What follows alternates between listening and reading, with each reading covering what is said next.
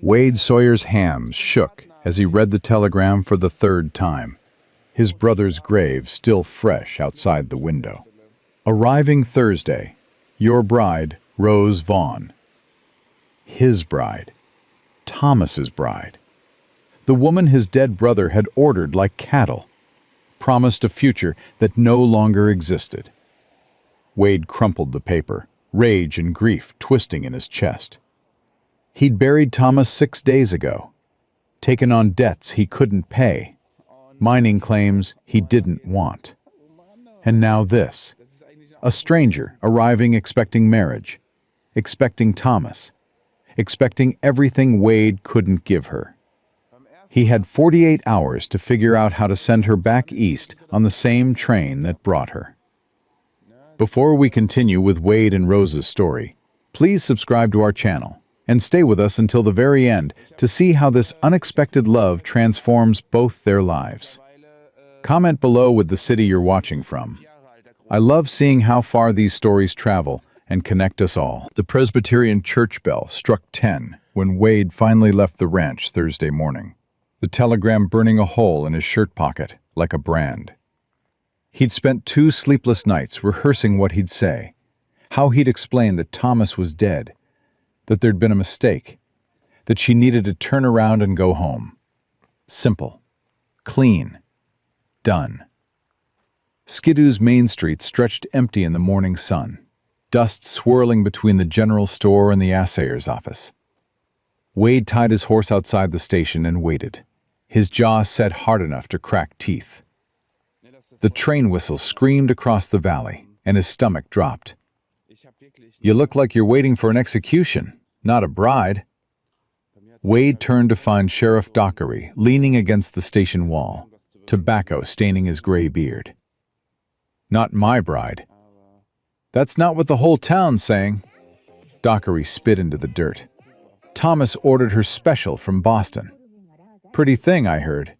Educated." "Thomas is dead." The words came out harder than Wade intended. "She's going back." "You tell her that yet?" Wade didn't answer. The train was pulling in, brakes squealing metal against metal, and suddenly his rehearsed speech evaporated like morning fog.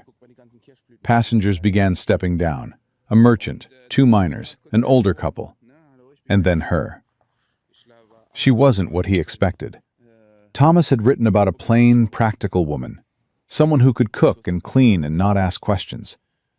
The woman stepping onto the platform had auburn hair that caught the sunlight like copper wire, green eyes that swept the station with sharp intelligence, and a traveling dress that, while simple, fit her like it had been made by someone who understood fabric and form.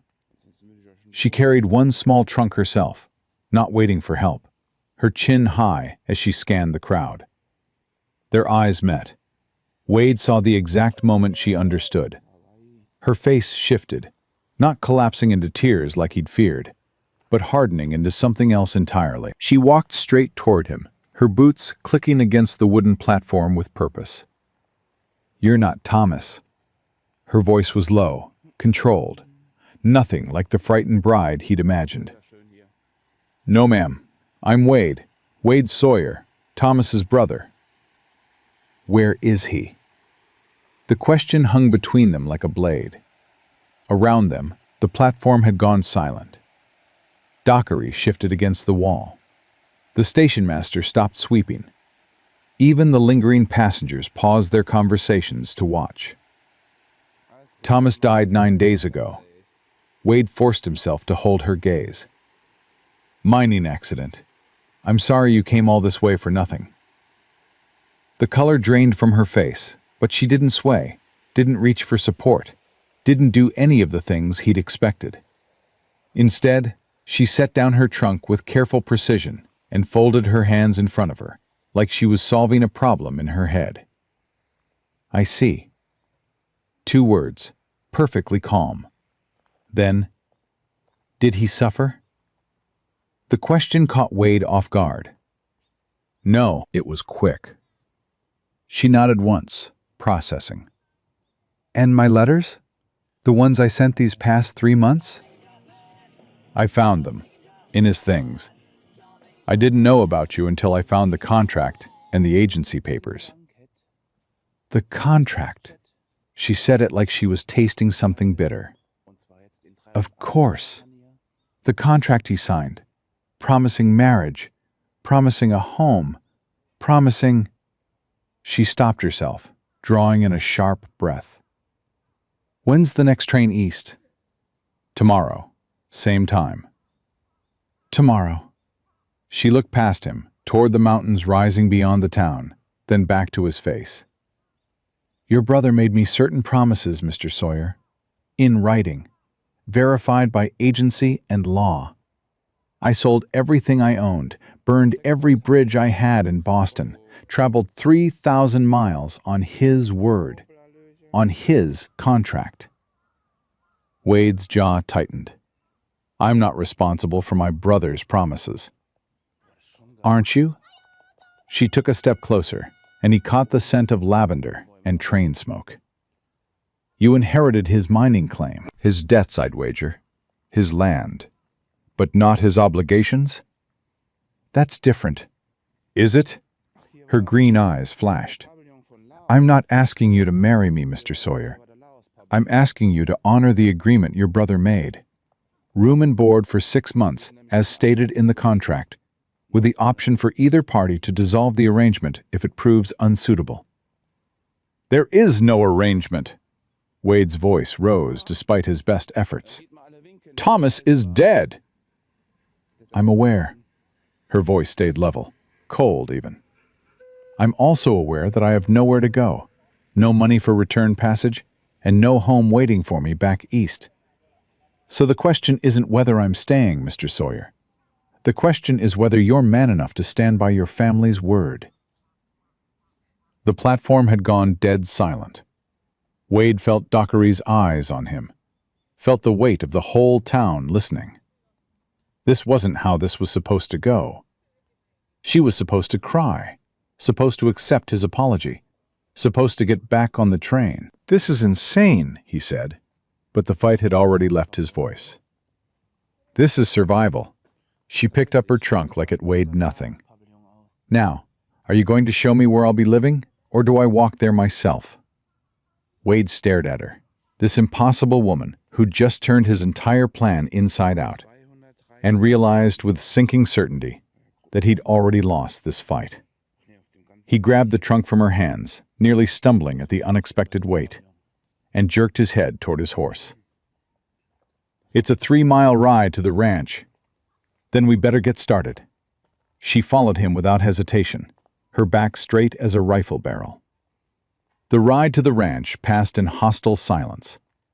Rose sat behind him on the horse, her hands barely touching his waist, maintaining every inch of distance the saddle allowed. Wade could feel the tension radiating from her like heat from a stove, but she didn't complain about the rough road, or the dust, or the September sun beating down on them. When they crested the final hill, and the ranch came into view, Wade felt a familiar shame settle over his shoulders. The cabin was small, 2 rooms, a sagging porch, a roof that leaked in 3 places. The barn needed paint, the fences needed mending. The whole property screamed neglect and failure. Thomas had described something entirely different in his letters, Wade was certain. Rose slid from the horse before Wade could help her, landing lightly on her feet and surveying the property with those sharp green eyes. He waited for the disappointment, the accusation, the demand to be taken back to town immediately. The fence line on the north side is completely down, she said instead, walking toward the corral. And your barn door's hanging by 1 hinge. How many head of cattle? Wade blinked. What? Cattle. Livestock. How many? She turned back to face him, hands on her hips. I need to know what I'm working with. You're not... He caught himself. 40 head. Maybe 35 now. Lost some over the winter. Horses? 2. The one we rode, and a draft horse for heavy work. Chickens? 6 hens. They're half wild, live under the porch mostly. Rose nodded like she was taking inventory in her head. And the mining claim Thomas left you? Where is it? 2 miles up the mountain. Why does that matter? Because if I'm staying 6 months, Mr. Sawyer, I need to understand the full situation. She started walking toward the cabin, her traveling dress already covered in dust. I assume there's a kitchen? Running water? Creek water. Pumps by the back door. Kitchen's got a stove and a table. Bedroom? Wade felt heat creep up his neck. 1. You'll take it. I'll sleep in the barn. She stopped at the porch steps and turned to look at him, something shifting in her expression. That's not necessary. It absolutely is necessary. I'm not afraid of you, Mr. Sawyer. That's not the point. Wade dropped her trunk on the porch with more force than needed. You're an unmarried woman. I'm an unmarried man. I won't have the whole town talking about impropriety on top of everything else. The whole town is already talking. But she didn't argue further, just pushed open the cabin door and stepped inside. Wade waited on the porch, giving her space to react to the mess he'd been living in. Unwashed dishes, unmade bed, dust thick enough to write in. The inside of the cabin looked even worse than the outside, if that was possible.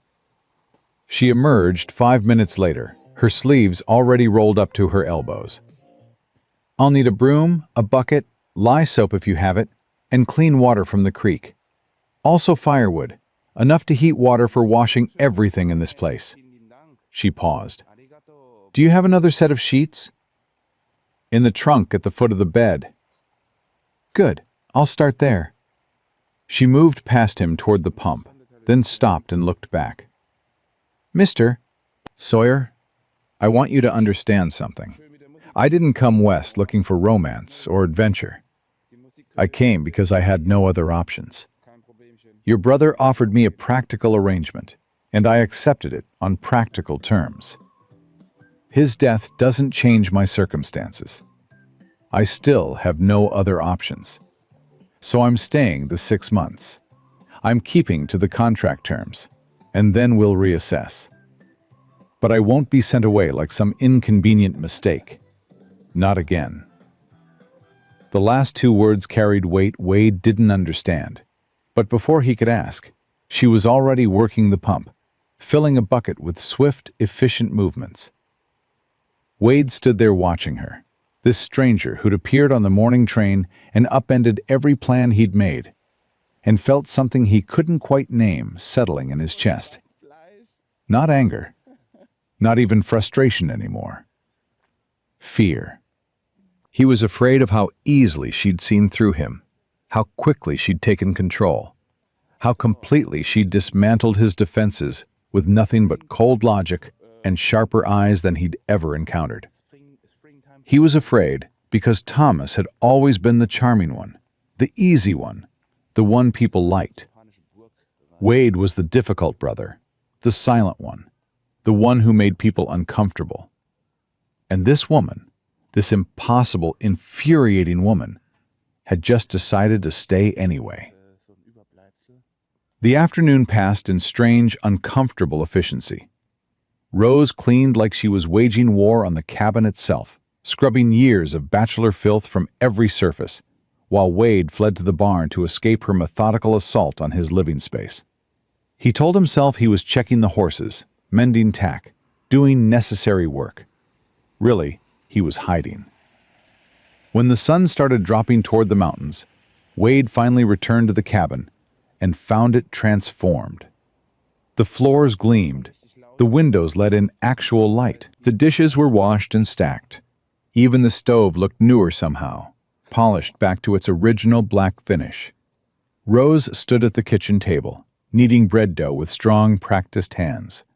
She'd changed into a simpler dress, gray cotton, high-necked, with an apron tied around her waist. Her hair was pinned back severely, revealing a face that was too angular to be conventionally pretty, but striking nonetheless. She looked up when he entered, flour dusting her cheekbones. There's stew on the stove. Venison, I assume? I found it in the cold box. Yeah, brought down a deer last week. It's ready if you're hungry. Wade stood awkwardly in what had been his cabin that morning and now felt entirely foreign. You didn't have to do all this. Yes, I did. She went back to kneading, her movements precise and rhythmic. I can't live in squalor, Mr. Sawyer. And if I'm going to be here 6 months, I need it to be livable. Wade. She looked up again, confused. Call me Wade. Mr. Sawyer sounds like you're talking to my father. Something flickered across her face. Maybe amusement. Maybe just exhaustion. Wade, then. And you can call me Rose. I think we're past the formalities. They ate in silence, sitting across from each other at the small table. The stew was better than anything Wade had made in months. Vegetables he'd forgotten he had, seasoned with herbs he didn't know existed in his pantry. Rose ate with the same efficiency she'd brought to everything else, taking small bites and chewing thoroughly, her eyes on her bowl. Why Boston? Wade asked suddenly, surprising himself. Rose set down her spoon carefully. Because that's where I was born, where I grew up. That's not what I meant. Why leave? Why answer Thomas's advertisement? Her jaw tightened almost imperceptibly. That's personal. You're living in my house, eating my food. Seems like I have a right to know. Your house that your brother promised to me. Your food that I'm cooking. Her voice stayed even, but steel crept into it. And rights don't extend to my past, Wade. Not unless I choose to share it. They finished the meal in renewed silence, the brief moment of potential connection closing back up like a wound. Rose washed the dishes. Wade dried them. They moved around each other in the small kitchen like dancers who'd never learned the same steps, all awkward angles and careful distances. When Rose finally retreated to the bedroom, closing the door firmly behind her, Wade stood in the empty cabin and wondered what the hell he'd gotten himself into. He'd thought sending her away would be the hard part. He was beginning to realize keeping his distance for 6 months might be impossible. Wade grabbed a blanket and headed for the barn, where the draft horse watched him with patient, knowing eyes that seemed to say he'd made his bed and now he'd have to lie in it. Or not lie in it, as the case was. The hay smelled like summer and dust. Wade stretched out on his makeshift bed and stared at the barn ceiling, listening to the sounds of the ranch settling for the night. In the cabin, a lamp still burned in the bedroom window. Rose's shadow moved across the curtain, brushing her hair, unpacking her trunk, making the space her own. Thomas's bride, Wade thought. Except Thomas was gone, and Wade was here, and somehow this woman, who should have been temporary, had already planted herself in his life like a fence post driven deep. 6 months. He could survive 6 months of this. He had to. The lamp in the cabin finally went dark, and Wade closed his eyes, trying not to think about how good the stew had tasted, how clean the cabin smelled, how completely Rose Vaughn had walked into his disaster of a life and immediately made it both better and infinitely more complicated. Tomorrow, he'd set boundaries. Tomorrow, he'd make the rules clear. Tomorrow, he'd establish the distance they'd need to maintain to get through this arrangement without anyone getting hurt. Tomorrow. Tonight, he just lay in the hay and wondered if his brother had known what he was doing when he'd sent for a woman like Rose, or if Thomas had been just as unprepared for her as Wade was now. The question haunted him until sleep finally came, restless and full of dreams he wouldn't remember by morning. The rooster's crow yanked Wade from sleep at dawn, his back screaming protests from the hay, and his mind still tangled in fragments of dreams he couldn't quite shake. He dreamed of Thomas, alive and laughing, telling him something important that Wade couldn't hear over the sound of train whistles and a woman's voice calling his name. Except the voice wasn't a dream. Wade! Rose's shout came from the cabin, sharp with urgency. "Wade, get in here!" He was on his feet and running before his brain caught up, his heart slamming against his ribs. The cabin door stood open, and Rose stood on the porch in her nightdress and a shawl, her hair loose around her shoulders, pointing toward the creek. "The cattle! They're in the wheat field!" Wade swore and took off running. Sure enough, half his herd had broken through the fence during the night and were now trampling what little wheat he'd managed to plant last spring. He grabbed a rope from the barn and started herding them back, shouting and waving his arms like a madman.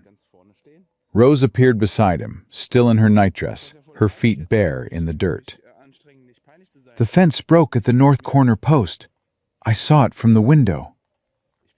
"Get back inside. You're not dressed." "Neither are you properly." She grabbed a stick and started driving cattle with surprising skill. "Are we fixing this fence or arguing about propriety?" They worked together in grim silence, herding the cattle back through the gap and into the main pasture. By the time they finished, the sun had climbed above the mountains, and Rose's nightdress was covered in mud and manure. She stood there breathing hard, her hair wild around her face, and Wade realized she'd just worked cattle in bare feet without a single complaint. "You've done this before," he said. "My uncle had a farm outside Boston. I spent summers there as a girl." She looked down at herself and laughed. Actually laughed, the sound bright and unexpected. "Though I had proper boots then." Wade found himself almost smiling before he caught himself. "Go get cleaned up. I'll fix the fence." "I can help." "Rose," he kept his voice firm. "Go inside, please." Something in his tone made her stop arguing. She nodded once and headed back to the cabin, leaving Wade to wonder when exactly he'd started caring whether she ruined her feet on rough ground. The fence repair took 3 hours. Wade worked in frustrated silence, replacing rotted posts and restringing barbed wire, while his stomach growled and his hands bled from a dozen small cuts. When he finally returned to the cabin, he found breakfast waiting. Eggs, bacon, biscuits that smelled like heaven, and Rose sitting at the table, fully dressed, her hair pinned back, reading a book. "You let it get cold," she said, without looking up. "I was fixing your fence." "Our fence." She turned a page. "If I'm staying 6 months, it's our fence, our cattle, our problem." Wade sat down hard, suddenly exhausted. "Don't do that." "Do what?" "Act like this is permanent. Act like you belong here." Rose closed her book and met his eyes. "For 6 months, I do belong here. That was the agreement. An agreement you forced on me. An agreement your brother made that you inherited, just like everything else." She stood and started clearing her own plate. "Eat your breakfast, Wade. We have work to do." "We?" "The barn door needs replacing. I noticed 3 broken windows, and unless you want to lose more cattle, we need to walk the entire fence line and check for weak points." She paused at the wash basin. "Or would you prefer I sit inside and embroider while everything falls apart around us?" Wade stared at his plate, rage and something else, something uncomfortably close to gratitude, warring in his chest. "Fine. We'll check the fences after breakfast." They walked the property line together, Rose keeping pace without complaint even when the terrain got rough. She pointed out problems Wade had stopped seeing. Loose wire here, rotting posts there, places where animals had dug under. She asked questions about the land, about water sources, about which pastures Thomas had preferred for summer grazing. "How do you know to ask that?" Wade finally demanded. "Because land management isn't mysterious, Wade. It's practical. You rotate pastures to prevent overgrazing. You keep cattle near water in summer. You check fence lines after storms. She climbed over a fallen log with easy grace. Thomas wrote about all of this in his letters. He made it sound romantic. The rugged mountain rancher taming wild land. But it's just farming, isn't it? Hard, constant, unglamorous farming. Is that disappointing? Rose stopped and looked at him, really looked at him, and Wade felt exposed under that sharp green gaze. No, disappointment requires unmet expectations. I stopped having expectations 3 years ago. What happened 3 years ago? Her face closed like a door slamming shut. We should head back. Those windows won't fix themselves. She was already walking away before Wade could push further, and he found himself watching her retreating back, wondering what kind of pain taught a woman to stop expecting anything good. They spent the afternoon on repairs, working in careful synchronization. Rose held boards while Wade hammered. Wade cut glass while Rose mixed putty. They barely spoke, but the silence wasn't empty. It was charged with questions neither of them wanted to ask. When the last window was sealed, Rose stepped back and surveyed their work. Better. Not good, but better. Story of my life, Wade muttered. What? Nothing. He started gathering tools. I need to ride up to the mining claim tomorrow. Check the equipment, see if there's anything worth salvaging. I'll come with you. No. Wade, absolutely not. He turned to face her. It's dangerous up there. Unstable tunnels, loose rock, equipment that hasn't been maintained properly. Thomas died because he got careless, and I won't risk you getting hurt because you're stubborn. Rose's eyes flashed. I'm not fragile. I know that. The words came out harder than he intended. I know you're not fragile, Rose. I know you can work cattle and fix fences and apparently do everything else better than I can. But that mine killed my brother, and I won't have it kill you too. The air between them went still. Rose's expression shifted, anger melting into something Wade couldn't quite read. You blame yourself, she said quietly. What? For Thomas's death. You blame yourself for not— Don't what? Tell you the truth? Challenge the story you're telling yourself? Her voice rose. You want me gone because I'm inconvenient, because I complicate your nice, simple plan to suffer alone for the rest of your life. Well, I'm sorry, but I'm staying. And if that forces you to actually deal with what happened, instead of hiding in a barn— Her chest heaved, her eyes bright with unshed tears she refused to let fall. Wade stood frozen, his own anger draining away in the face of hers. Rose, I'm going inside. She turned abruptly. Make your own dinner. I'm not hungry. She was gone before Wade could find words. But a bigger part, the coward part, told him to leave it alone, to let the distance grow, to make it easier when she finally left. He chose the barn again, because he was apparently very good at choosing wrong. That night passed worse than the first. I spoke out of turn. It won't happen again. You didn't speak out of turn. Wade took the cup she offered. You spoke the truth. The truth isn't always welcome. She sat down across from him, her eyes on her coffee. I apologize for overstepping. Stop apologizing for being right. Wade set down his cup, harder than intended. Everything you said yesterday was true. I am hiding. I am punishing myself. And I have been treating you like an unwanted burden when you've done nothing but try to help. Rose looked up, surprise flickering across her face. I'm not good at this, Wade continued. People, talking, any of it. Thomas was the one who made friends, who charmed everyone, who made things easy. I'm the one who messes everything up and then runs away from it. You're not running now. Yes, I am. I'm running by pushing you away, by keeping you at arm's length, by making sure we stay strangers. He forced himself to meet her eyes. But you're right about something else, too. Maybe I need to stop running. Maybe having you here is exactly what I need, even if it's uncomfortable as hell." A long silence. It caused a scandal. She finally looked at Wade, her eyes hard. "Richard spread rumors that I'd been—" "That bastard did. Society doesn't see it that way." "Then society's wrong." Wade moved closer, but not too close. "And your parents were wrong for not standing by you." Rose laughed, but it was a bitter sound.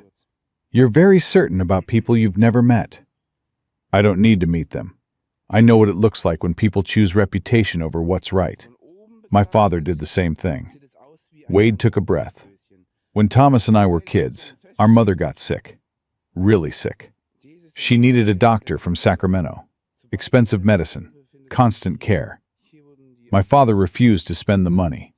Said she was just being dramatic, that women exaggerated illness for attention. She died 6 months later." Rose turned to face him, her eyes wide. "Thomas never forgave him. Neither did I. But Thomas dealt with it by becoming everything our father wanted. Charming, successful, easy to love. I dealt with it by becoming everything our father hated. Difficult, angry, impossible to please." Wade's hands clenched. "When our father died 2 years ago, he left everything to Thomas. The ranch, the mining claim, all of it. Left me nothing but a note saying I'd never amount to anything anyway." "Wade, Thomas gave me half. Signed papers making us equal partners. Said our father was wrong and he wouldn't perpetuate that cruelty. But I always knew it was pity. Thomas keeping me around because he felt guilty." Wade met her eyes. "And then he died, and I inherited it all anyway. And I can't even enjoy it because every time I look at this land, I remember that my brother is dead and I'm alive, and that feels like the cruelest joke of all." They stood facing each other across the small kitchen. Two broken people who just showed each other their deepest wounds. "I'm sorry," Rose said finally. "So am I." "For what?" "For making you feel unwanted. For being an ass. For not seeing that we're more alike than different." Wade managed something close to a smile. "We're both really good at punishing ourselves, aren't we?" Rose's lips twitched. "Exceptional at it. Maybe we could be exceptional at something else instead." "Like what?" "Like being honest with each other. Like actually trying to make this arrangement work instead of both of us waiting for it to fail." Wade took a careful step closer. "I can't promise I'll be easy to live with. I'm moody and withdrawn, and I have no idea how to talk to people without making everything worse. But I can promise to try, to stop pushing you away, to honor Thomas's contract, not out of obligation, but because maybe you being here is the best thing that's happened to this ranch in years." Rose studied his face for a long moment. "And when the 6 months are up, then we'll figure it out. Together." Wade extended his hand. "Partners?" Rose looked at his hand, then back at his face, and slowly reached out to shake. Her grip was firm, her palm calloused from work. "Partners," she agreed. They stood there, shaking hands like business associates, both acutely aware of how inadequate the gesture was for what they'd just shared. But it was a start, a real start. Rose released his hand first. "Partners who actually eat breakfast instead of letting it get cold?" Wade laughed, actually laughed, and the sound felt foreign, but good. "Yeah, that sounds good." They sat down together, and for the first time since Rose had arrived, the silence between them felt comfortable instead of hostile. Wade ate his bacon and watched Rose read her book, and thought maybe, just maybe, the next 6 months wouldn't be torture after all. He had no idea how wrong he was. The knock on the door came just after breakfast, loud and insistent. Wade opened it to find Sheriff Dockery standing on the porch, his expression grim. "Wade? Miss Vaughn?" Dockery nodded to Rose. "We need to talk." "About what?" "About Thomas's mining claim. Specifically, about who legally owns it now that he's dead. Dockery pulled out a folded paper. George Mackenzie is claiming Thomas owed him money and never paid. Says the claim should go to him to settle the debt. Wade's blood ran cold. That's a lie. Thomas paid off Mackenzie months ago. You have proof of that? It should be in Thomas's papers. Should be isn't good enough. Dockery handed Wade the document. Mackenzie's filed a legal claim. Unless you can prove ownership and show that debt was paid, this goes to a judge. And the judge is Mackenzie's cousin. Wade read the paper, his vision blurring with rage. The claim was dated 3 months ago, well before Thomas died. If it was legitimate, if Thomas really hadn't paid... This is everything, Rose said quietly from behind him. Isn't it? If you lose the mining claim, you lose any chance of paying off the ranch debt. And if you can't pay the ranch debt, we lose everything, Wade finished. The land, the cattle, everything Thomas worked for. Dockery shifted uncomfortably. You've got 2 weeks to present evidence. After that, it goes to court. And like I said, the judge is Mackenzie's cousin. I know. Wade crumpled the paper in his fist. Thanks for the warning, Sheriff. Dockery tipped his hat to Rose and left. Wade stood in the doorway, the weight of impending disaster crushing down on his shoulders. Behind him, he heard Rose moving, heard her footsteps cross the cabin floor. Where are Thomas's papers? She asked.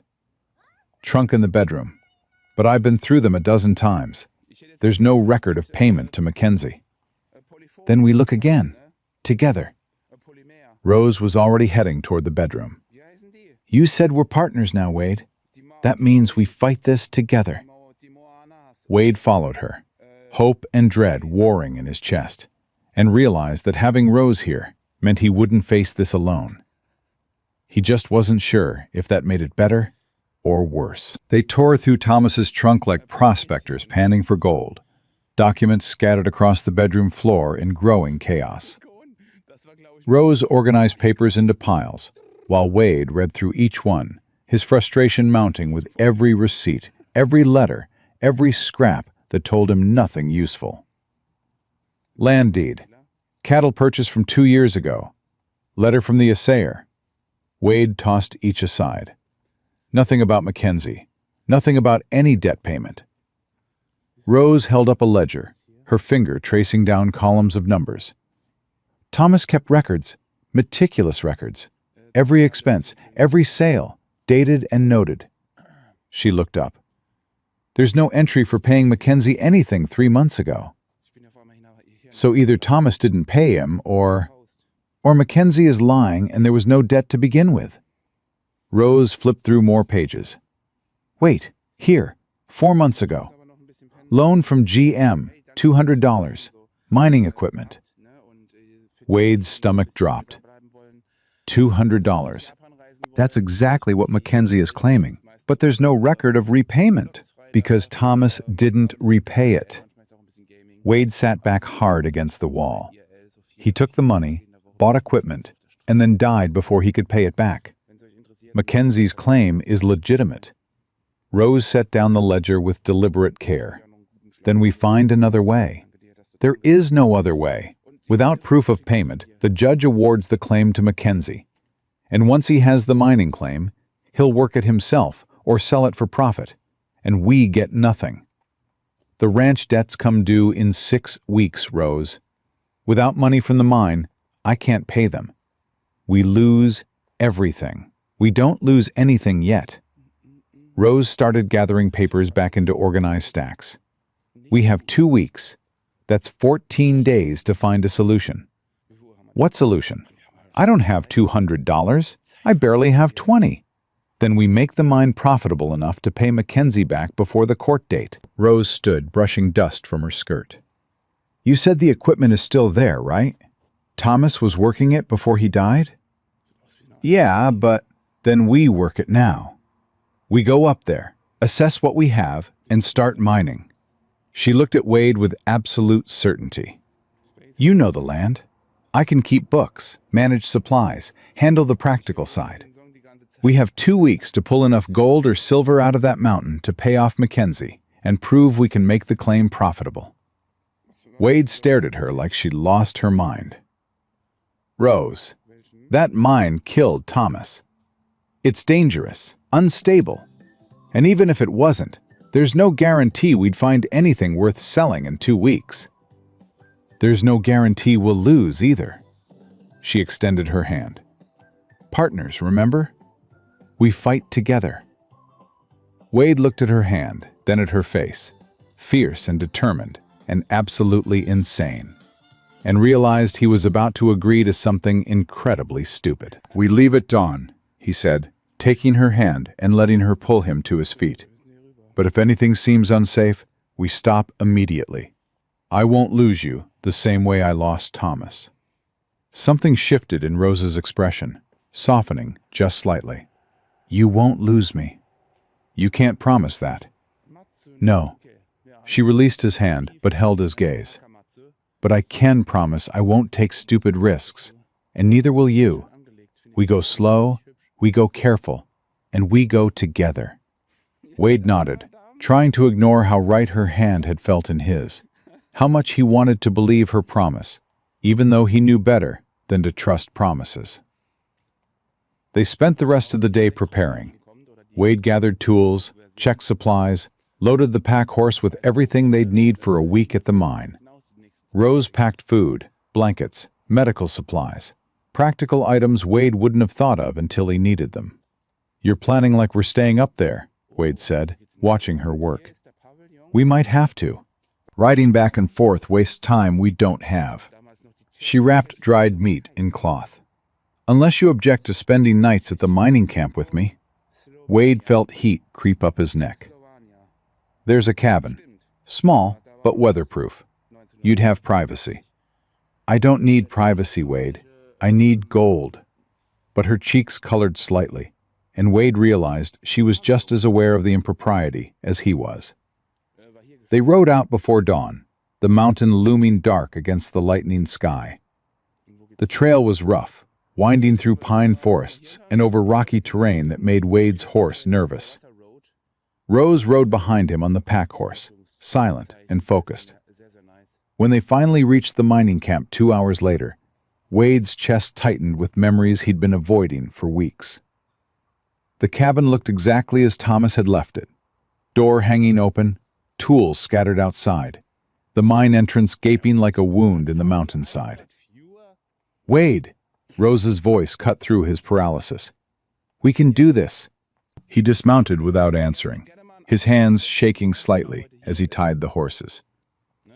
Rose was beside him immediately, her presence solid and grounding. Show me everything, she said. The mine, the equipment, what Thomas was working on, all of it. Wade led her through the camp, explaining as he went. The mine shaft descended 20 feet into the mountain, shored up with timber supports that Thomas had installed. The equipment included pickaxes, shovels, a small sluice box for separating gold from sediment, and crates of dynamite that made Wade's blood run cold. Thomas was using explosives?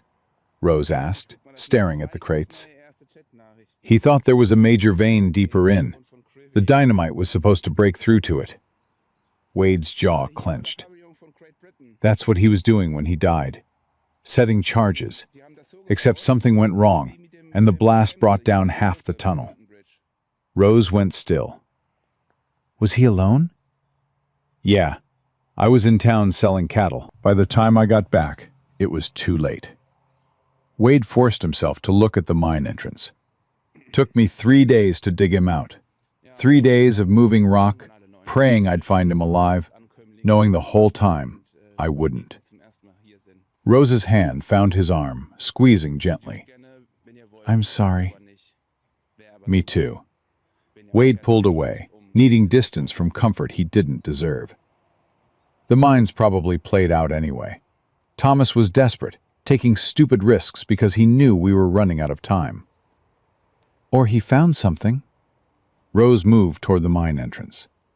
Why else would he be so certain there was a vein worth blasting for? Rose, don't... But she was already entering the mine, and Wade had no choice but to follow, grabbing a lantern and lighting it with shaking hands. The tunnel was exactly as nightmarish as Wade remembered. Narrow, dark, the air thick with dust and the smell of earth and death. Support beams creaked overhead. Loose rock littered the floor. Every instinct Wade had screamed at him to get out, get Rose out, before the mountain decided to take them too. Rose moved forward with her lantern held high, examining the walls with sharp eyes. "There, you see that?" Wade looked where she pointed and saw a glint of something in the exposed rock. Not gold, but quartz. The kind of quartz that sometimes indicated gold nearby. "Thomas was right," Rose said quietly. "There is something here. He just didn't live long enough to find it." Wade felt rage and grief collide in his chest. Then he died for nothing. "No."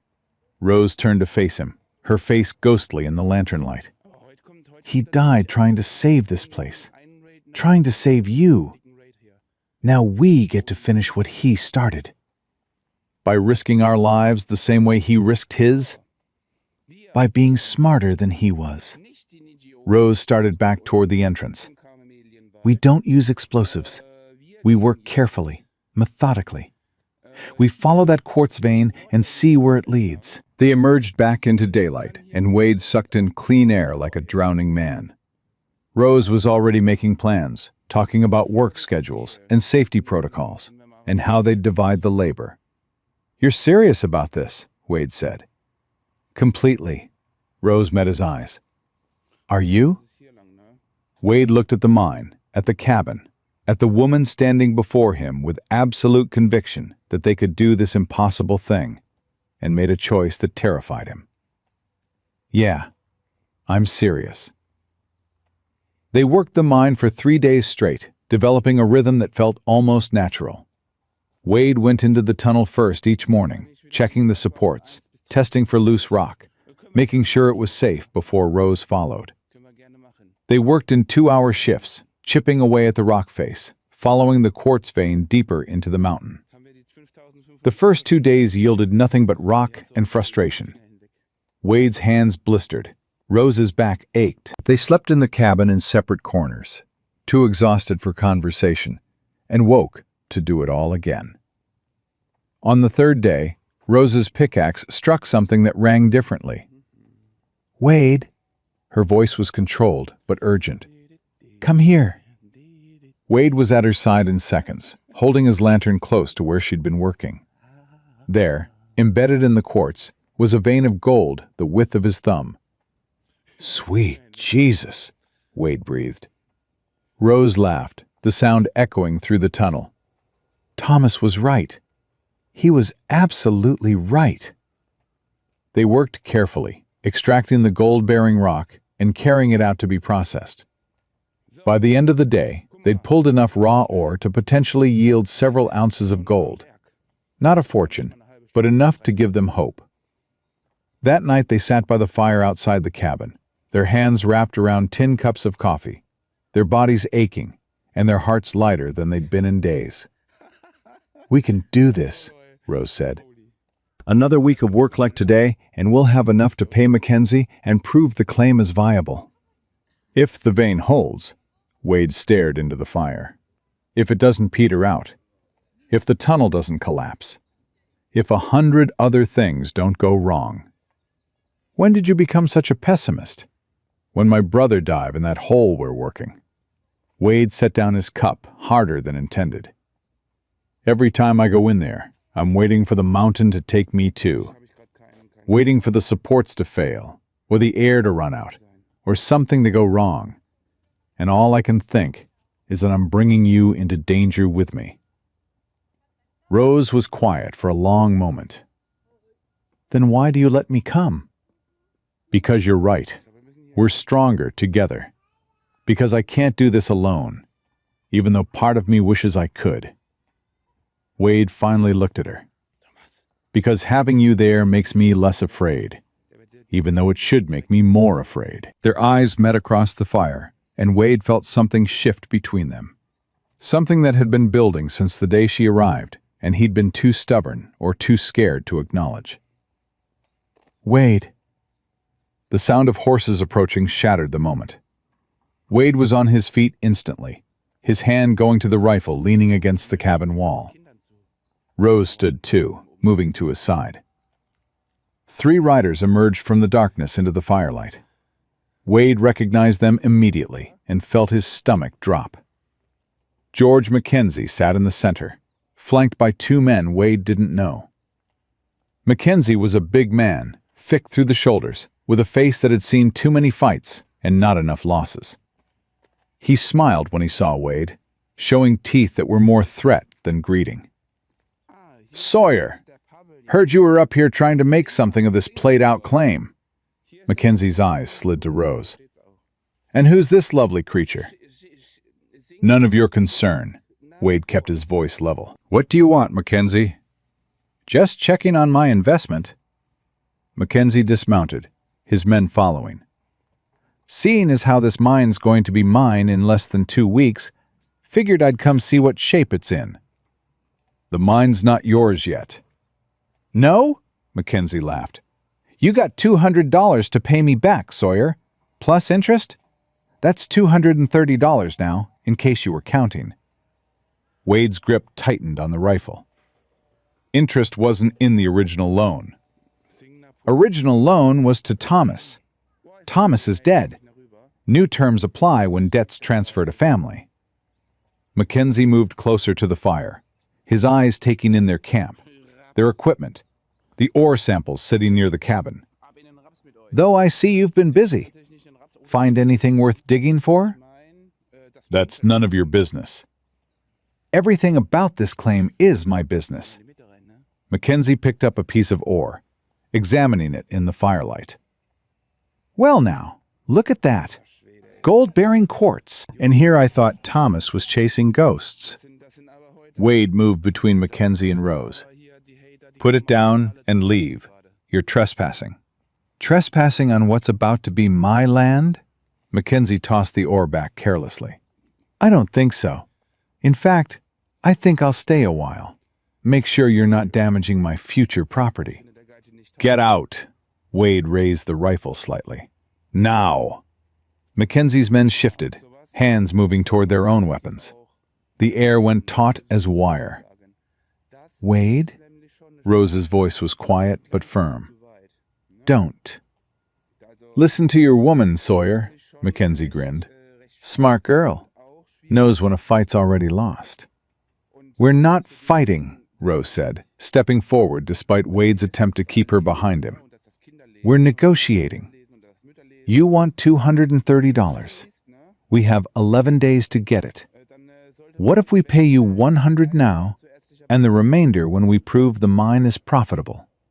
Mackenzie laughed. "What makes you think I want your money when I can have the whole mine? Because if you take this to court and lose, you get nothing. But if we make a deal now, you get paid immediately and avoid legal fees." Rose's voice was steady, businesslike. 100 now, 130 in 10 days. That's your money plus interest, guaranteed, no risk. Wade stared at her, then at Mackenzie, seeing the calculation happening behind the older man's eyes. "You got $100 on you right now?" Mackenzie asked. "Not on us, but we can get it." Rose looked at Wade. "Can't we?" Wade's mind raced. They didn't have $100. They had maybe 40 between them, and that was counting everything they owned.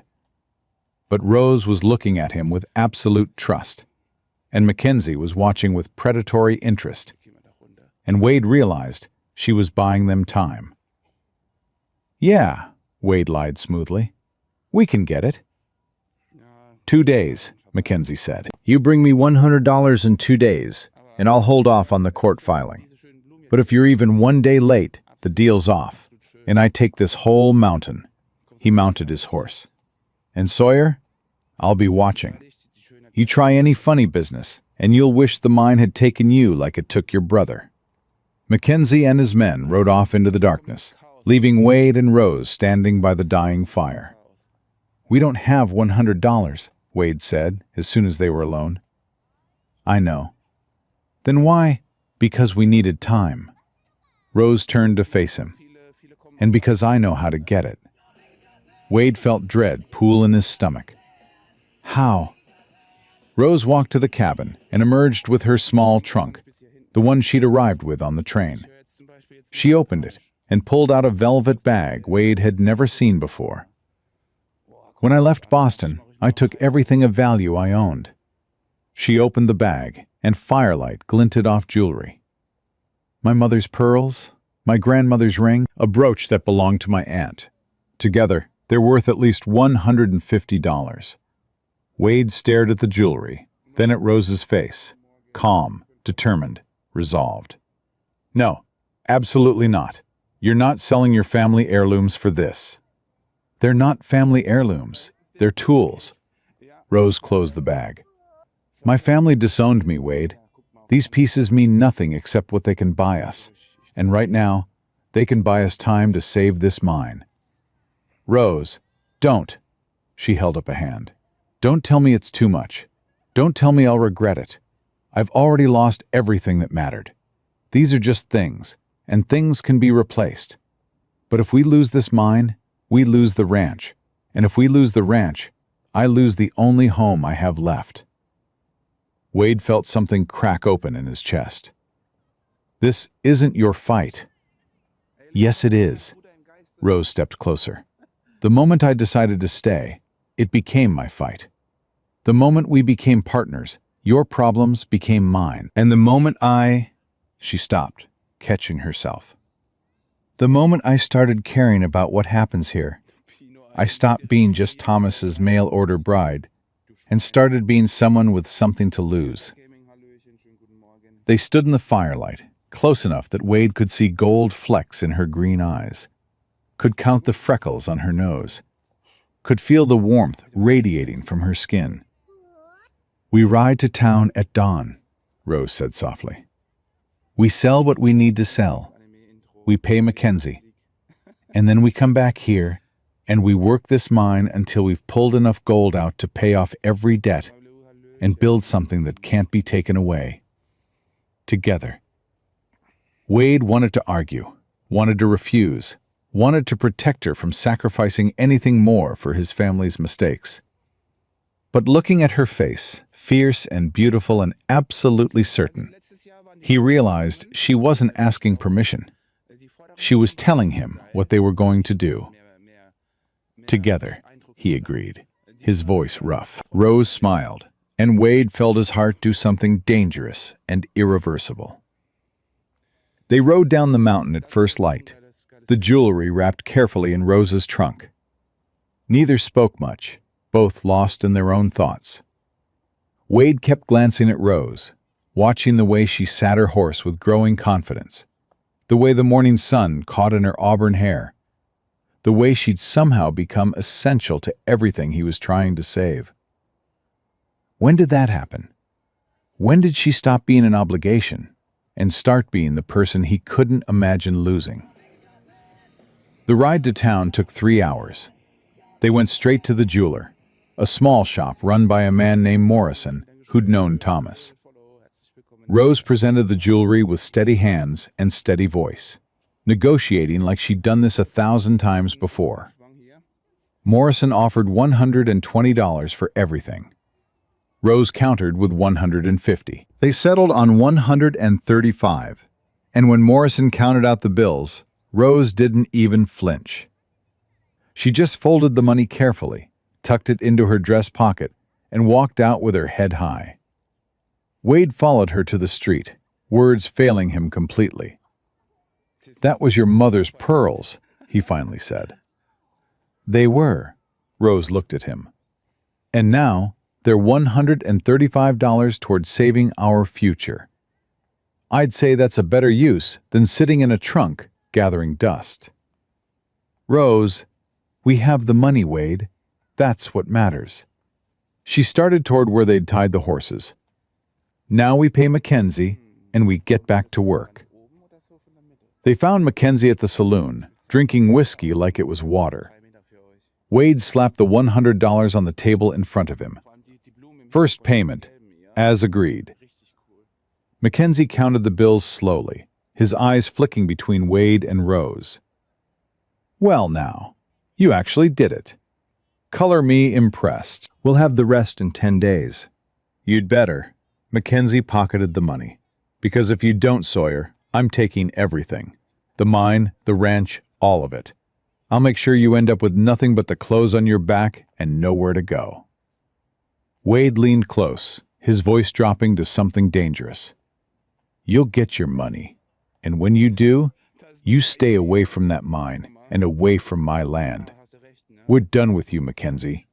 Permanently. Mackenzie laughed, but there was something uneasy in it. Big words from a man who's still in debt. Wade didn't respond. He just turned and walked out, Rose beside him, and felt something settle in his chest that felt almost like confidence. They had 10 days. 10 days to pull enough gold from that mountain to buy their freedom. As they rode back up toward the mine, Rose reached over and took Wade's hand where it rested on the saddle horn. The touch was brief, just a squeeze of solidarity, and something else neither of them was ready to name. But it sent electricity straight through Wade's veins.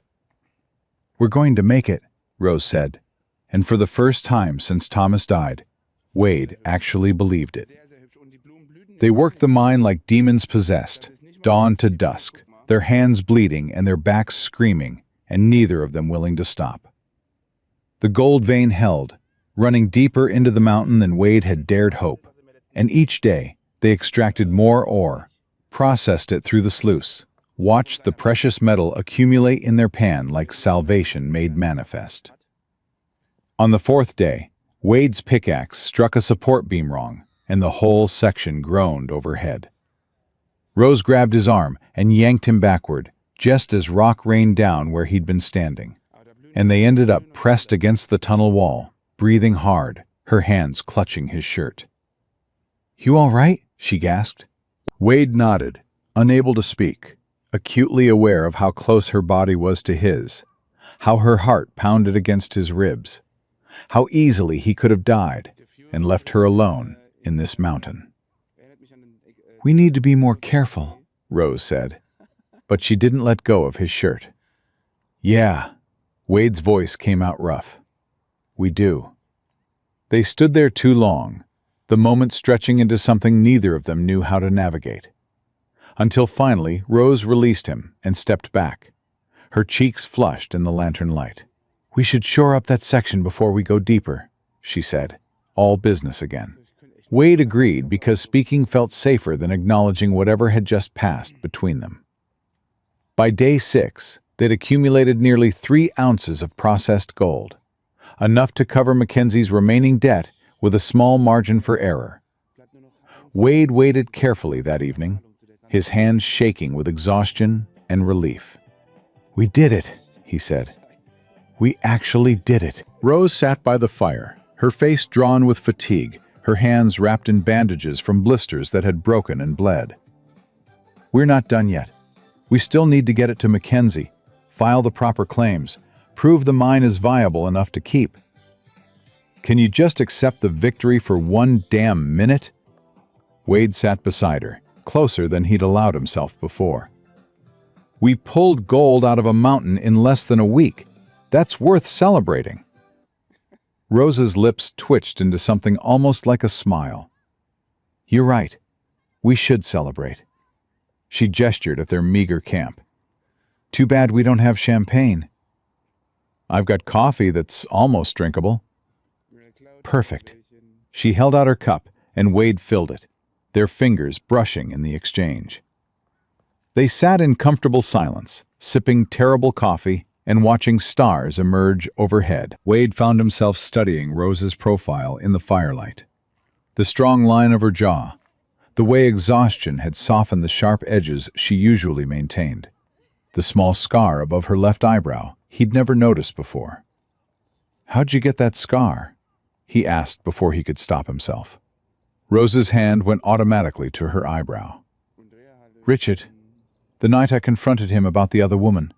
He threw a crystal decanter at me when I called him a liar and a coward. It shattered against the wall behind me, and a piece cut my face. Her voice was matter-of-fact, like she was reciting someone else's story. I still have the scar.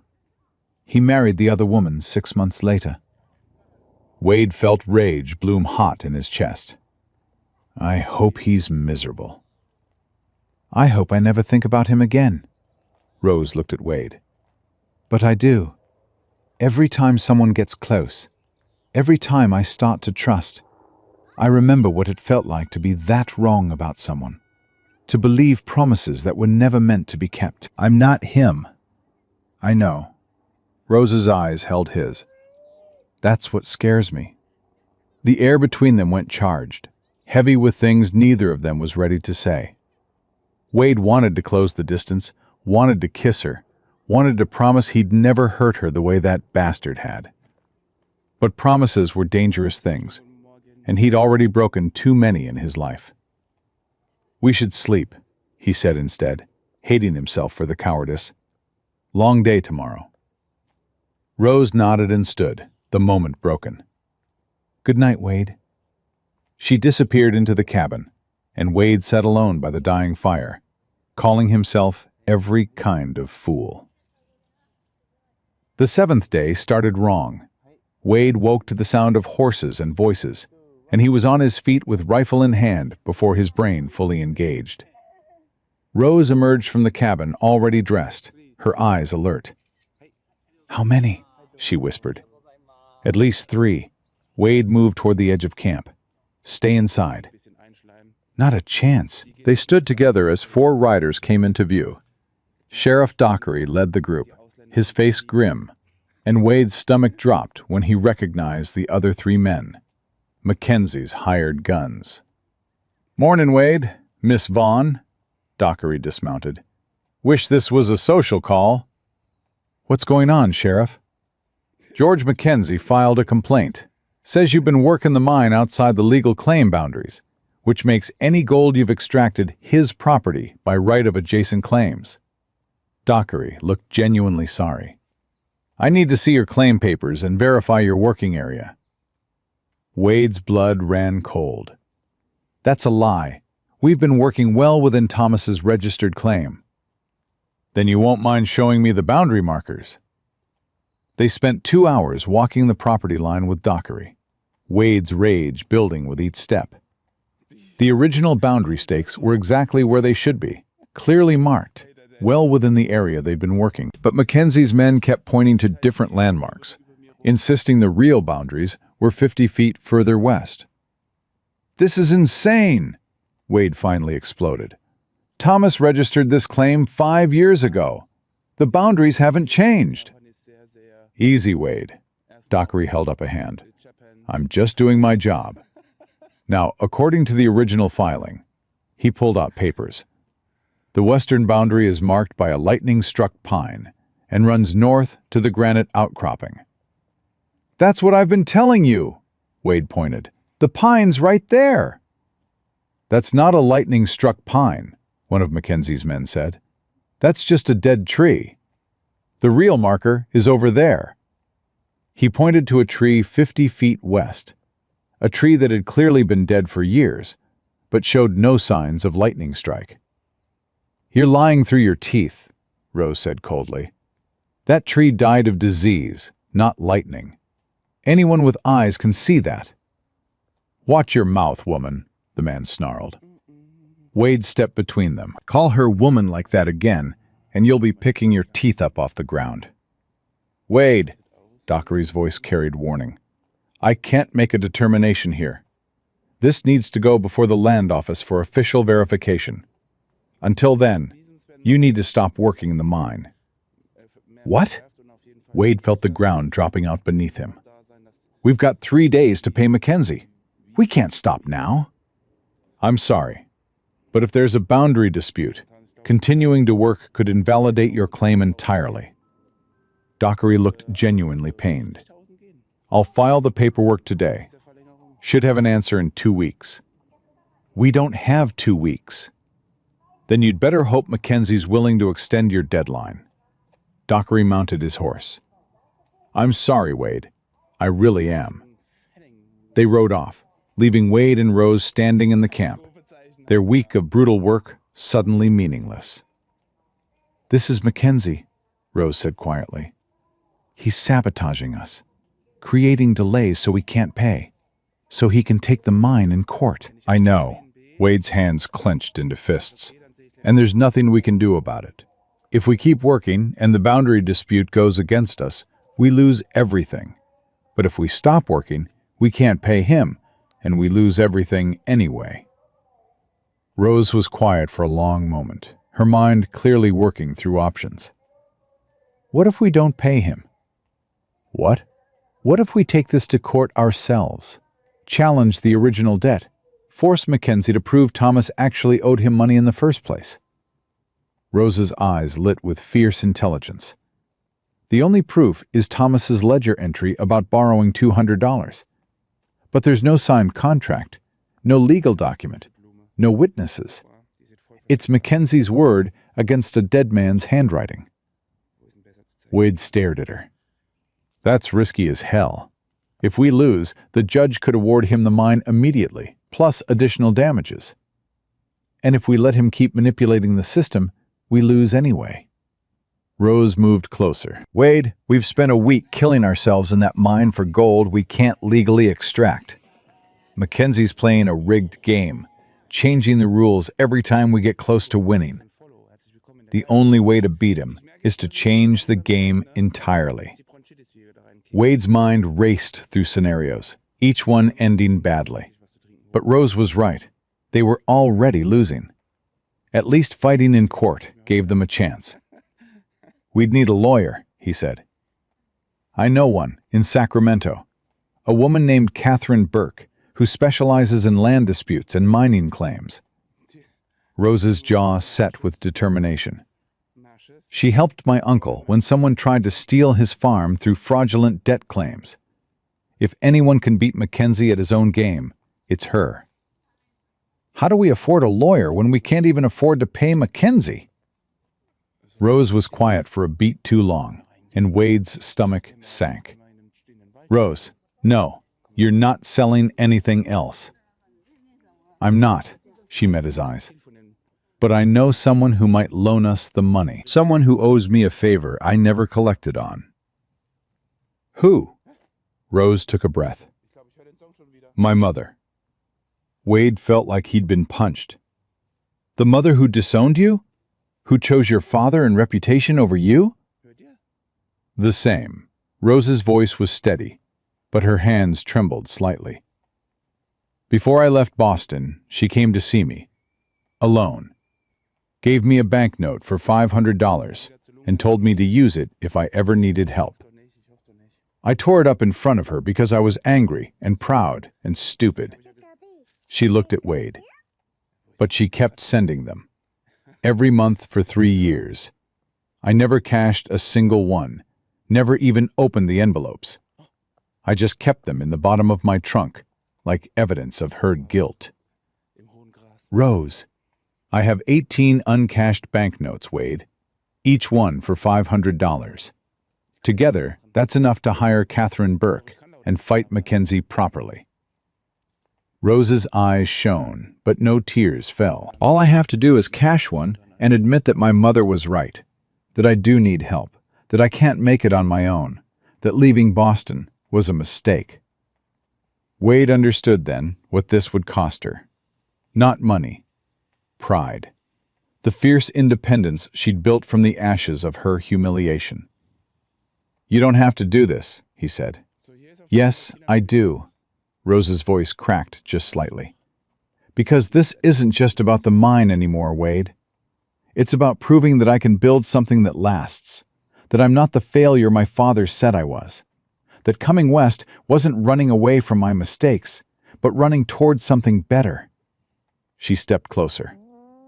"It's about us, about what we're building together, and I won't let Mackenzie take that away."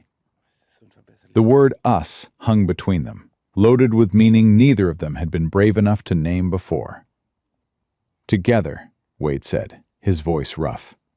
Whatever this costs, we pay it together. Rose nodded, and this time when tears escaped, she didn't wipe them away. Then we ride to Sacramento. Tomorrow. We hire Catherine Burke. We fight Mackenzie in court, and we win. That night they packed for the journey, working in charged silence.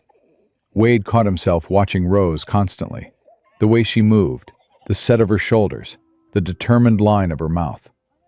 She'd sacrificed her family heirlooms for this fight. Now she was about to sacrifice her pride. And she was doing it for them. When had this become about more than survival? When had Rose stopped being Thomas's bride and started being Wade's partner, his ally, his... He couldn't finish the thought, wouldn't let himself. Rose looked up suddenly and caught him staring. What? Nothing. Wade looked away too quickly. Wade, she crossed to him, forcing him to meet her eyes. What is it? He wanted to tell her everything, that she'd become essential, that he couldn't imagine going back to the empty cabin and emptier life he'd had before she arrived, that somewhere between the train station and this mountain, he'd started falling for her in ways that terrified him. I'm grateful, he said instead, the coward's answer, for everything you're doing, for staying, for fighting. Rose's expression shifted, something like disappointment flickering across her face before she masked it. We're partners. Partners fight together. Right. Partners. The word felt inadequate, wrong, but neither of them seemed willing to reach for a different one. They left for Sacramento before dawn, the horses loaded with supplies and Rose's trunk containing 18 unopened envelopes that represented both salvation and surrender. The ride would take 2 days, and they'd have to camp one night on the road. The first day passed in tense silence, both of them lost in thought. As the sun started setting, Wade found a decent campsite near a stream, and they made camp with practiced efficiency. Rose sat by the fire that evening, one of the envelopes in her hands, staring at it like it might bite. I haven't opened one in 3 years, she said quietly. I was so angry at her, so hurt. I wanted her to know I didn't need her money, didn't need her help, didn't need anything from her.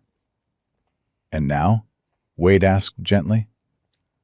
Now I'm still angry, still hurt, but I'm also desperate enough to swallow my pride and admit she was right about one thing.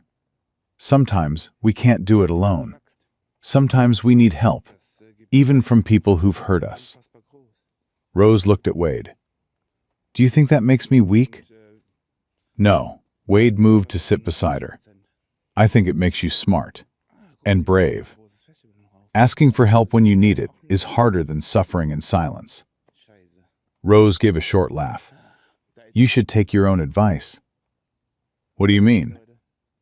You've been suffering in silence since Thomas died, carrying guilt that isn't yours, punishing yourself for being alive, pushing away anyone who tries to help. Rose's eyes held his. Including me, especially me. Wade felt exposed, stripped bare. Rose, why did you really try to send me away that first day? She asked. Not because of propriety or obligation. The real reason. Wade struggled for words, for honesty he'd been avoiding. Because I was terrified. Of what? Of needing you. The admission tore out of him. Of letting you get close, and then losing you like I lost Thomas. Of caring about someone again, and having it destroy me when they inevitably leave, or die, or realize I'm not worth staying for. Rose set down the envelope carefully. I'm not leaving. You don't know that. 6 months, Rose. That was the agreement. 6 months, and then you reassess. The agreement was made when we were strangers, when I thought this was just survival, just a practical arrangement to keep a roof over my head. Rose turned to face him fully. But it's not practical anymore, Wade. It hasn't been practical since the day you told me about your mother and your father, and I told you about Richard and my family. It stopped being practical when we became partners, when we started trusting each other, when I started caring about what happens to you more than what happens to me. Wade's heart was pounding so hard he could hear it. Rose, I'm not asking you for promises. I'm not asking you for anything except honesty. Her voice shook slightly. So tell me, honestly, do you want me to stay after the 6 months are up? Wade looked at her face in the firelight, fierce and vulnerable and so beautiful it hurt, and made a choice that terrified him more than any mine shaft ever could. Yes, he said. God help me, yes. I want you to stay. Not because of the contract or the ranch or any practical reason. Because I can't imagine my life without you in it anymore. Because you've become essential in ways I don't know how to explain. Because somewhere along the way, Rose Vaughn, you stopped being my brother's bride and started being... He couldn't finish. Couldn't name what she'd become, because naming it made it real, and real meant it could be lost. But Rose understood anyway. She always understood. Yours, she finished softly. I started being yours. The distance between them evaporated. Wade wasn't sure who moved first, maybe both of them simultaneously. But suddenly his hands were in her hair, and her mouth was on his, and they were kissing like drowning people, gasping for air. Rose tasted like coffee, and courage, and everything Wade hadn't known he needed. Her hands gripped his shirt, pulling him closer, and Wade obliged, wrapping his arms around her, and thinking this was what he'd been running from. This terrifying, perfect feeling of coming home to someone. They broke apart, breathing hard, foreheads pressed together. We should stop, Wade said, not meaning it at all. We should, Rose agreed, not moving away. They kissed again, slower this time, learning the shape of each other. Wade's hand cupped her face, and Rose's fingers threaded through his hair, and the fire crackled, and the horses shifted, and the world narrowed down to just this moment. Just them. When they finally pulled apart for real, Rose's eyes were bright, and her lips were swollen, and Wade had never seen anything more beautiful in his entire life. We still have to get to Sacramento, she said breathlessly. Still have to fight Mackenzie. Still have to save the ranch. I know. But after that... She smiled, small and genuine and full of hope. After that, we figure out what this is. What we are. What we are, Wade repeated, testing the words. Partners? More than partners. More than partners, Wade agreed, and kissed her again, because now that he'd started, stopping felt impossible. They sat by the fire late into the night, Rose leaning against Wade's shoulder, his arm around her waist, both of them quiet and content and terrified and hopeful all at once. Eventually Rose pulled out the envelope, opened it with steady hands, and removed the banknote for $500. Tomorrow we cash this, she said. Tomorrow we hire Catherine Burke. Tomorrow we start fighting for real. Tomorrow, Wade agreed. But tonight? Tonight they could just be two people who'd found each other against impossible odds, who'd chosen each other despite every reason not to, who'd built something real from nothing but determination and trust and feelings neither of them had planned on. Tomorrow would bring lawyers and courts and Mackenzie's fury. But tonight, they had each other. And for now, that was enough. They reached Sacramento by midday, the city sprawling and loud after weeks in the mountains. Rose clutched the banknote in her pocket like a talisman, while Wade navigated the crowded streets, both of them acutely aware that everything depended on the next few hours. Catherine Burke's office occupied the second floor of a brick building near the courthouse. Wade had expected someone older, severe, but the woman who greeted them was barely 30, with sharp eyes and a handshake that could crack walnuts. Rose Vaughn, Catherine's face lit with recognition. I heard you left Boston. Heard why, too. Good for you. You know each other? Wade asked. Catherine represented my uncle in the farm dispute. She also offered to represent me against Richard, free of charge, when the rumors started. Rose's voice was steady. I turned her down because I wanted to disappear, not fight. And now? Catherine gestured them into chairs. Now I'm ready to fight. Rose laid out the situation. Thomas's death, the mail-order bride contract, Mackenzie's fraudulent death claim, the boundary dispute. Everything. Catherine listened without interrupting, taking notes in precise handwriting. Mackenzie's playing dirty, Catherine said when Rose finished. Creating manufactured disputes to delay you past your payment deadline, then swooping in to claim the mine through a compromised judge. It's clever, but not uncommon. She looked at Wade. The question is whether you're willing to fight back just as dirty. What do you mean? Wade asked.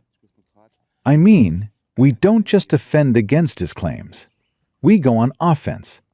We investigate Mackenzie's other mining operations, find out if he's pulled this scam before, build a pattern of fraud that discredits him entirely.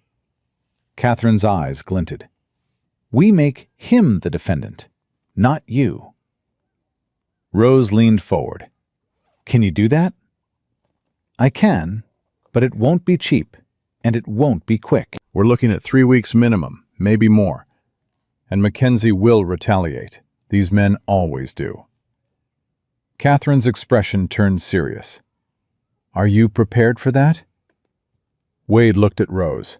Rose looked back, and something passed between them that needed no words. Yes, they said together. Catherine smiled. Then let's destroy him. They spent 3 hours in Catherine's office, going through every document, every piece of evidence, building the framework of their case. Catherine asked questions that made Wade's head spin, found inconsistencies in Mackenzie's claim that Wade had missed, identified 3 other ranchers Mackenzie had targeted with similar schemes. He's been doing this for years, Catherine said, spreading papers across her desk. Files a debt claim right before the payment deadline, creates manufactured disputes to delay, then takes properties through his cousin, the judge. You're the 4th case I can document, and I'd bet there are more who just gave up and walked away. Can we use that in court? Rose asked. Absolutely. Pattern of behavior, documented fraud, judicial corruption. This is exactly what we need. Catherine gathered the papers. I'll file motions tomorrow. We'll request a different judge, present evidence of the pattern, and demand Mackenzie prove the original debt with signed documentation, not just ledger entries. Wade felt hope kindle in his chest for the first time in weeks. How long until we know? Court date should be set within 10 days. Then it depends on how fast the judge moves and whether Mackenzie tries any more delaying tactics. Catherine stood, extending her hand. Go back to your ranch. Keep working the mine if you can. And don't let Mackenzie intimidate you into settling.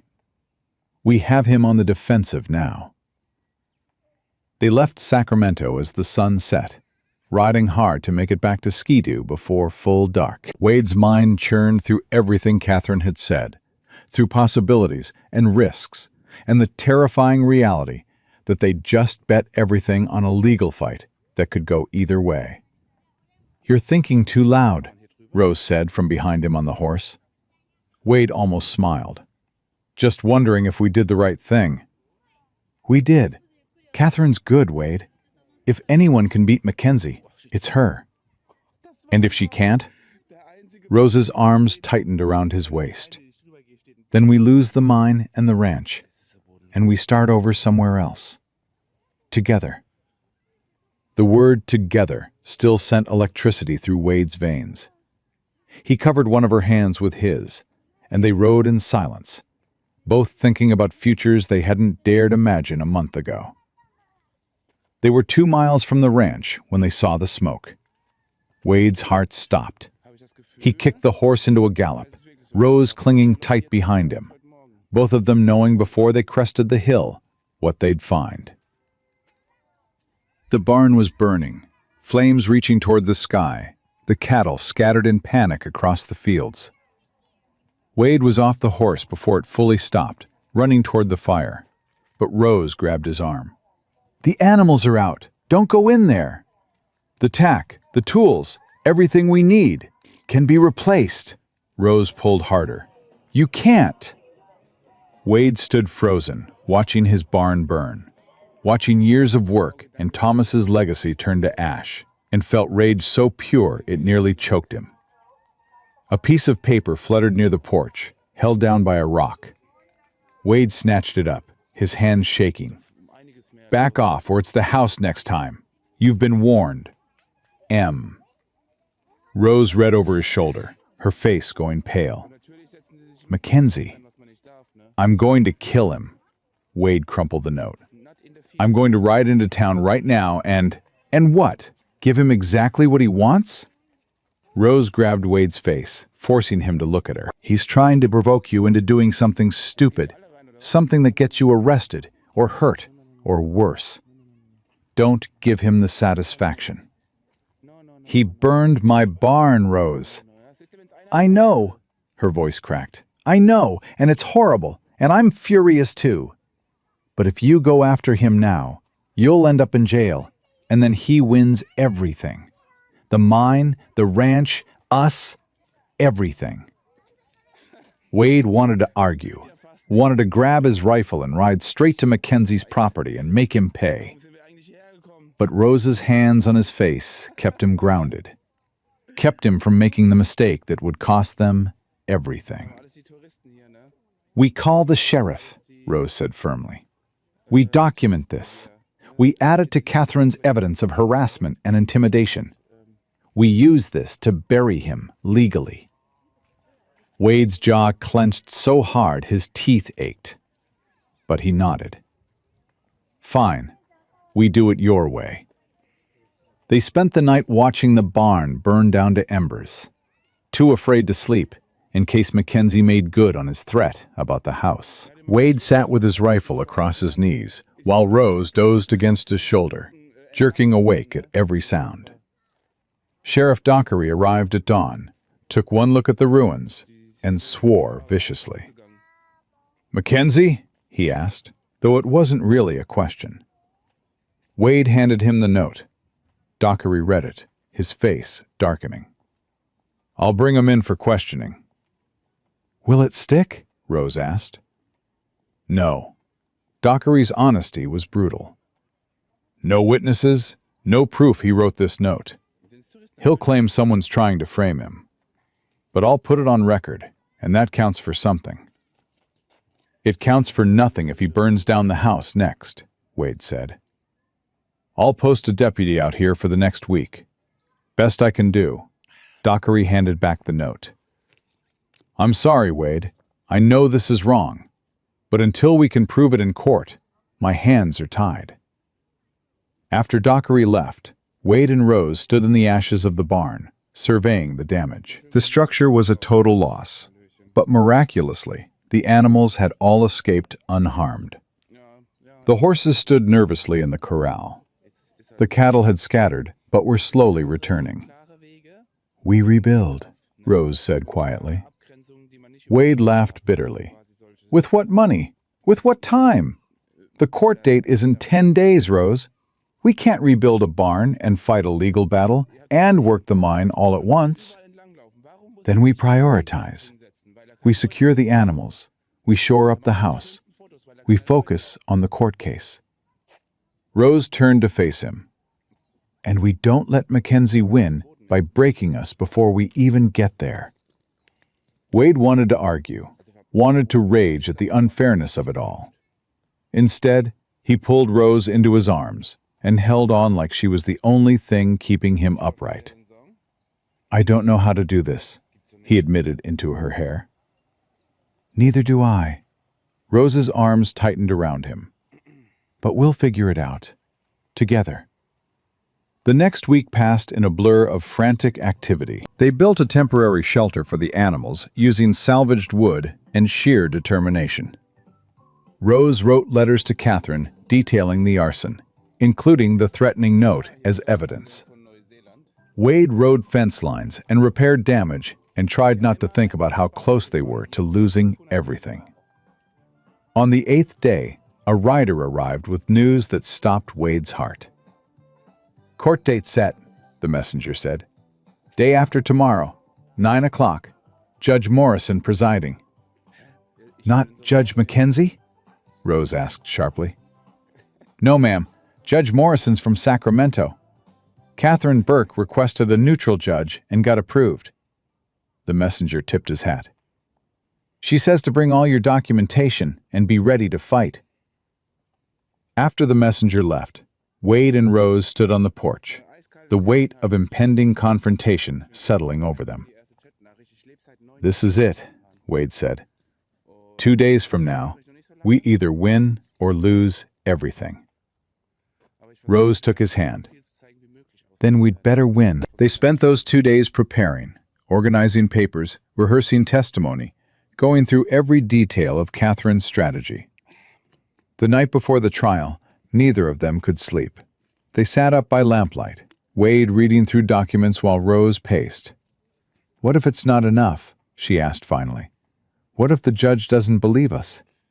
Then we lose the mine and start over." Wade set down the papers. "Rose, come here." She crossed to him, and Wade pulled her into his lap, wrapping his arms around her. "I need to tell you something," he said. "Before tomorrow, before the trial. I need to say it now in case I don't get another chance." Rose's eyes widened. "Wade." "I love you." The words tumbled out, unstoppable. "I know it's fast. I know it's crazy. I know we haven't even known each other 2 months. But I love you, Rose Vaughn. I love your strength and your stubbornness and the way you refuse to quit even when everything's falling apart. I love how you see me, really see me, and don't run away. I love that you stayed when anyone with sense would have left. And I need you to know that no matter what happens tomorrow, no matter what we lose or win, I love you. That's not going away." Rose's eyes shone with tears. "You idiot." Wade blinked. "What?" "You complete idiot." She kissed him hard, then pulled back. "I love you too. I've loved you since the day you admitted you were terrified of needing me. I've loved you through every fight and every victory and every moment you've tried to protect me from your pain. I came west expecting nothing, and I found everything. And it's you, Wade Sawyer. You're everything I didn't know I was looking for." They kissed until breathing became secondary, until the trial and Mackenzie and everything else faded into background noise. When they finally pulled apart, Wade rested his forehead against Rose's. "Marry me," he whispered. Rose went still. "What?" "Marry me, not because of Thomas's contract or propriety or any practical reason. Marry me, because I love you, and I want to spend the rest of my life with you." Wade cupped her face. "Marry me, Rose." Rose's tears spilled over, but she was smiling. "Yes. Yes, you ridiculous man, yes."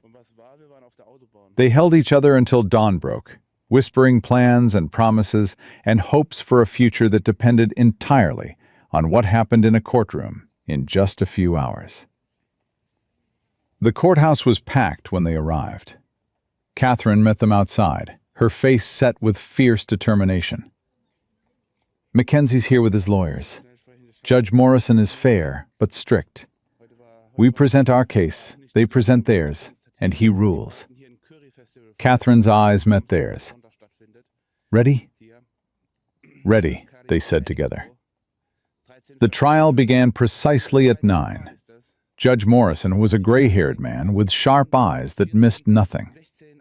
Mackenzie sat across the aisle with 3 lawyers, smirking like he'd already won. Catherine presented their case with surgical precision. She showed the pattern of Mackenzie's fraudulent claims against other ranchers.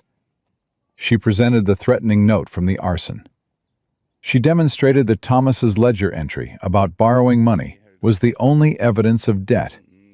No signed contract, no witnesses, no legal documentation whatsoever. Furthermore, Your Honor, Catherine said, we have testimony from the assayer in Skidoo that Thomas Sawyer paid off all outstanding debts before his death, including to Mr. Mackenzie. The assayer kept records of every transaction and can confirm no debt existed at the time of Thomas's passing. Wade felt hope surge as the assayer, Old Man Daniels, who'd known Thomas for years, testified under oath that Thomas had settled all accounts. Mackenzie's lawyers scrambled, objecting and arguing and trying to discredit Daniels. But the old man was unshakable. He had records, he had dates, he had proof. Then came Mackenzie's turn. His lead lawyer was slick, experienced, dangerous. Your Honor, my client's claim is simple. Thomas Sawyer borrowed money from mining equipment. That debt transferred to his brother Wade upon his death.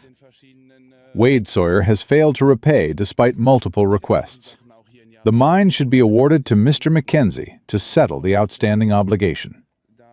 Except there is no outstanding obligation, Catherine countered. The debt was paid. We have proof. You have testimony from one man, Mackenzie's lawyer shot back. A man who is friends with the deceased, hardly impartial. And you have no signed contract, no legal documentation, nothing but my client's ledger entry, which could have been written by anyone at any time. Catherine's voice was steel. The burden of proof is on the creditor, not the debtor. Mr. Mackenzie must prove the debt exists. He cannot. Therefore, the claim should be dismissed. Judge Morrison called a brief recess. Wade sat with Rose and Catherine, his heart pounding so hard he thought everyone could hear it. How do you think it's going? Rose whispered. I think we have a chance, Catherine said. A real chance. But it all depends on Morrison's interpretation of the evidence. The recess felt endless. Wade's mind spiraled through scenarios. Victory, defeat, everything in between. Rose's hand found his under the table, squeezing tight. Finally, Judge Morrison returned. The courtroom fell silent. I've reviewed all evidence and testimony, he began. This case comes down to a simple question. Does sufficient legal proof exist to validate Mr. Mackenzie's claim of debt against the Sawyer estate? Wade stopped breathing. The answer, Morrison continued, is no. Without a signed contract or legal documentation, without corroborating witnesses beyond the deceased's personal ledger, and in light of testimony from the assayer that debts were settled prior to death, I find insufficient grounds to award the mining claim to Mr. Mackenzie. Relief crashed over Wade like a wave. Beside him, Rose made a small sound of joy. Furthermore, Morrison's voice turned hard. Evidence presented of Mr. Mackenzie's pattern of similar claims against other property owners, combined with the documented arson threat, raises serious questions about the legitimacy of this entire proceeding. I am referring this matter to the district attorney for investigation of possible fraud and criminal harassment. Mackenzie shot to his feet. This is an outrage. I have rights. You have the right to be silent while I finish my ruling, Morrison snapped. The mining claim remains property of Wade Sawyer. Mr. Mackenzie's claim is dismissed with prejudice, meaning it cannot be refiled. Furthermore, Mr. Mackenzie is ordered to pay court costs and attorney fees for the defense. This case is closed. The gavel came down with finality. Wade sat frozen, unable to process what had just happened. They'd won. They'd actually won. Rose was crying, laughing, pulling him into a fierce hug. Catherine was shaking their hands, congratulating them, talking about next steps Wade couldn't quite hear over the roaring in his ears. Across the aisle, Mackenzie's face had gone purple with rage. He shoved past his lawyers and stormed toward Wade, but Sheriff Dockery intercepted him. "That's far enough, George," Dockery said. "You heard the judge. It's over." "This isn't over," Mackenzie snarled, but there was something broken in his voice, something defeated. "You haven't seen the last of me, Sawyer." "Actually, I think I have." Wade stood, and for the first time in months, he felt tall, strong, certain. "Because you've got nothing left to take from me, Mackenzie. No legal claim, no leverage, nothing. The mine is ours, the ranch is ours, and if you come near either again, you'll be arrested for harassment. So yeah, this is over. You lost." Mackenzie looked like he wanted to swing, wanted to fight, wanted to do anything to salvage his pride. Instead, he just turned and stalked out of the courtroom, his lawyers trailing behind like kicked dogs. Wade turned to find Rose watching him with eyes full of love and pride and relief, so profound it made her shake. "We won," she whispered.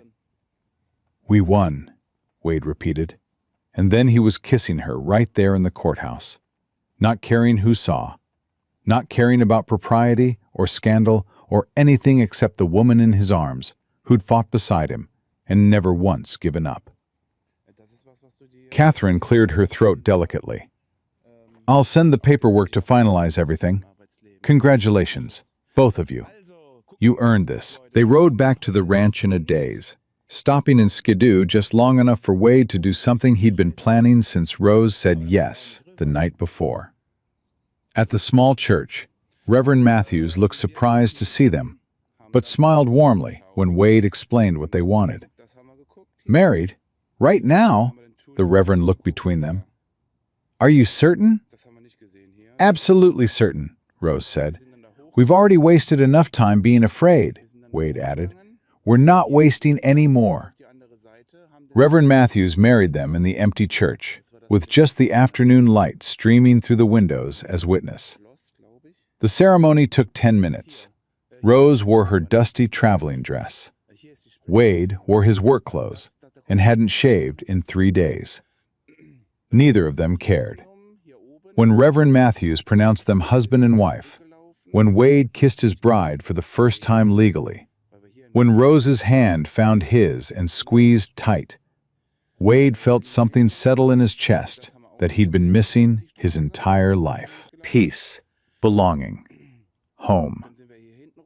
They rode back to the ranch as the sun set. Mr. and Mrs. Sawyer returning to the land they'd fought so hard to keep. The burned barn was still a ruin. The fences still needed mending. The cattle still needed tending. Nothing had changed, and everything had changed. Wade helped Rose down from the horse, and they stood together on the porch, looking out over their land. "It's not much," Wade said. "Burned barn, half-fixed fences, a mine that might be profitable or might peter out tomorrow. Not exactly what you were promised when you came west." Rose turned to face him, her eyes bright with joy. "I was promised a partnership, a home, a future built on honesty and hard work, and that's exactly what I got." She took his hands. "Plus something I never expected and didn't dare hope for. Love. Real, honest love, with a man who sees me and chooses me and fights beside me." Wade pulled her close, resting his chin on top of her head. "I was promised nothing and got everything." "You're everything, Rose Sawyer." "Rose Sawyer," she repeated, testing her new name. "I like that." "So do I." They stood together as the last light faded from the sky.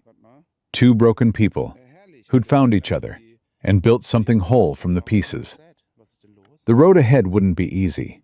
There was still work to do, debts to pay, a ranch to rebuild.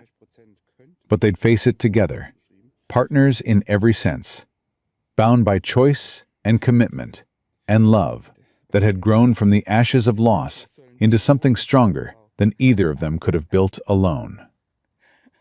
Wade looked down at his wife, his partner, his Rose, and knew with absolute certainty that every hard moment, every fight, every fear had been worth it to end up here, with her, building a life that was finally, truly theirs. They'd won the mine, won the ranch, won the fight against Mackenzie and doubt and fear. But more than that, they'd won each other, and that was the only victory that mattered.